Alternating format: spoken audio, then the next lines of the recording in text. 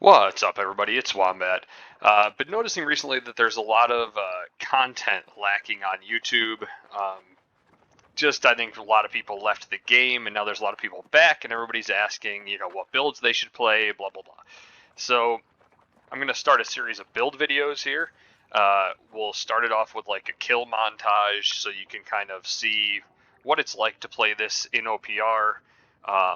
Like this first one you'll see is just solo play in OPR for my sword shield hatchet build. This is probably the strongest DPS build in the game right now. It is massively overpowered. Hatchet is amazing. So I'm going to show you that video. You can see if it's what you want to play and if it's like your play style or not. And then you'll know if you want to sit through the explanation afterwards of all of the perks and weapon skills and all of that. So here you go. Sword and shield, hatchet.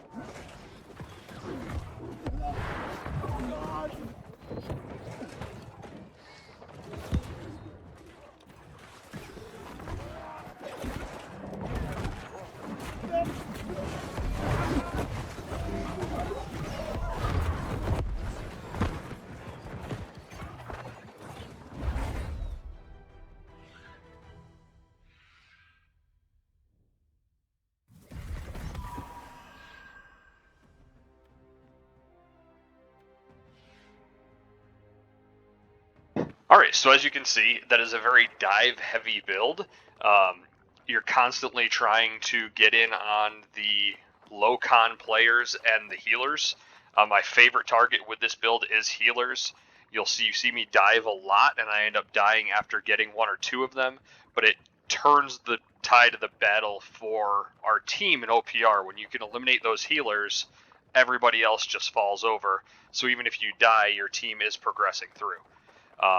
You see, I got 33 kills in that OPR solo, so I had no heal support. So this is a really good build for getting in and out quickly and getting a lot of kills really fast. So let's go through the build here and what I run. So the first item on the list is my sword. I got this out of the purple boxes. It's Penetrating Backstab, Vicious, Empowered Whirling Blade. And you'll see that I have an Onyx. The reason I do Onyx is because my lead-in is Sword and Shield. So it's Leap Strike, the Whirling Blade, and the Shield, or the Fortifying Shield Rush, just regular Shield Rush,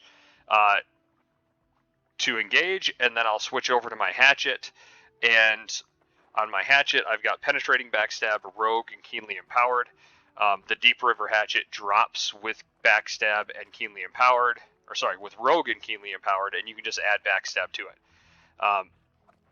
This has Emerald in it, because again, this is my follow-up to the lead-in attack, and now I'm getting 16% damage and 5% healing on anybody that's below 50%. So you lead in with the sword, then you always switch to the hatchet. The best thing in the world for this build is when somebody turns around to run. If you are playing a sword, shield, hatchet, never, ever, ever turn your back. You must fight them head on, or they will slaughter you because of the hatchet that I have right here. I'm doing 27% armor pen and plus 11% backstab damage on you the second you turn your back. That will 3-shot you, even if you're a decent con player. So never turn your back on somebody that's playing a build like mine. Jewelry, I do run flame protection because fire staffs, muskets that are running powder burn, they are still one of the higher damage people that I'm dealing with. So I run some flame protection, and I run a lot of thrust protection, just because those are the people I'm diving on. Bows, muskets, fire staffs, they're the main damage dealers I'm going to be contending with. So that's the main protection I want. You'll also see I've got a couple of slash gems in there just in case I run into people like me. So I still have stam recovery. I'm not convinced. I know it got nerfed, but I'm not convinced of what's better yet, so I'm not really looking to roll anything differently. I've got the Privateer's Heirloom with Hardy Slash and Mortal Empowerment. Mortal Empowerment is a must when you are running OPR. It is just so incredibly good, and having 20% extra damage is fantastic if you can get up to full stacks. So you can get the Privateer's Heirloom in B&B, and then you can just add Mortal Empowerment to it. It's an easy BIS ring. And then I run Endless Thirst. I've got Empowering Toast, Fortifying Toast, and Refreshing on it. Again, this is just, it's much bigger pots, and when you're diving in and out, having the ability to just pot up really quickly while you wait for your cooldowns, it's really good. Highly recommend Endless Thirst. My shield is Shield Aggression, Keenly Jagged, Vicious, and Keen. That is because my sword also has Vicious on it. So this is actually the shield that I was using with my old sword, because my old sword had the Keenly Empowered, the Enchanted, and all of that. So I need to update for this sword because this sword has Vicious, and Vicious does not stack. So what I'd be looking for here is like a Keen Enchanted, Keenly Jagged, or something similar to match up to my new sword. I do have Empowered Whirling Blade on this sword. It's not great. I would much rather have like Keenly Empowered, for instance, but it is a 725, and the base damage on 725 weapons is like 100 more than the base damage on a 700 weapon, and it's just crazy to give up that extra damage. So even if you get a good 2-perker, you're going to want to run your 725 sword. Other than that, I'm running Health and Enchanted Ward on most pieces of gear. I've got some Refreshings, so I've got my max stacks of Refreshing, because you're going to want to get, this is a very ability-heavy build. So you're diving in, all 3 sword and shield abilities get burnt, you switch to Hatchet, you Berserk, and you use your Torrent, and then you're holding on to your social distance in case they use an ability and get away and you need to freeze them in place, or you need to get away because the fight's not going the way you want it to. So you want to hold on to that ability as much as you can. I will occasionally use it to engage if I miss my leaping strike or it's just down and someone's a decent distance away shooting at me. I will sometimes use it as the engage to hit them and close the gap, and then usually they will turn to try to run, realize that they've been locked in place by the social distancing throw, and then you get 2 or 3 hits with your torrent on backstab, and they just drop. So refreshing is really good for this build. My pants, I've got Enchanted Ward, Health, and Leaping Strike. I mean, that is as good of a piece of gear as you can possibly have. Dropped out of the raid. I've got Keen Berserk is another skill that you've got to have. Health LE version, this is okay. I would like that to be Enchanted Ward again instead of LE version. I've got Featherweight with health, and I've got Health LE version refreshing on the headpiece. So ideally, these 2 pieces would both have Enchanted Ward, and I'm going to work on that being Health Enchanted Ward and refreshing.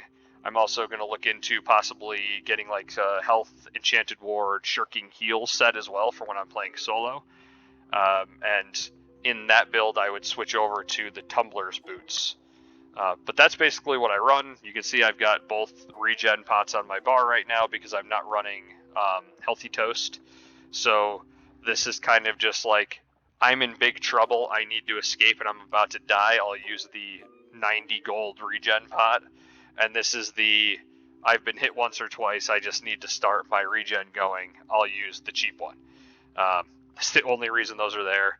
I don't run anything special pot-wise. I don't Oak Flesh Bomb. I don't have Incense on. I don't have Gemstone Dust. I'm doing absolutely none of that. I'm just running a Honing Stone and a food. We interrupt this video to bring you the thing I forgot to show you, which is my character loadout screen and weapon abilities. So we're going to tack those in here and then come back to it. So right now, what you are going to want to do for your loadout is 350 strength. You're going to go 100 con.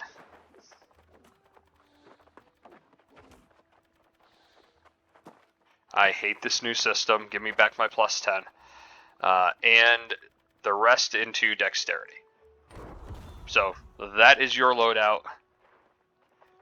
Now we're going to go to Sword and Shield, and I will just show you the skills I'm running.